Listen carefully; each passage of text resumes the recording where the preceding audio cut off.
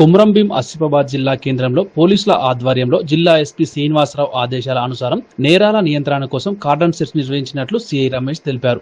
సరైన పత్రాలు లేని 20 ద్విచక్ర వాహనాలు, ఒక ఆటోను స్వాధీనం చేసుకున్నట్లు ఆయన వెల్లడించారు.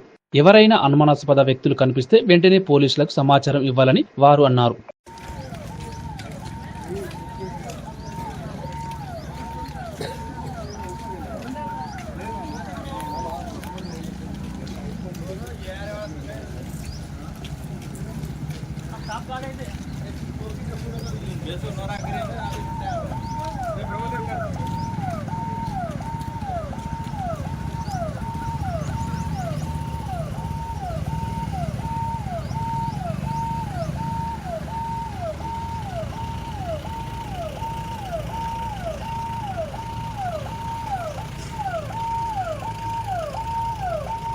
ఫ్యామిలీ మెంబర్స్, భార్య, పిల్లలు, లేకపోతే తల్లిదండ్రులు కానీ ఈ పొజిషన్లో ఉంటారు. ఒక్కొక్కరు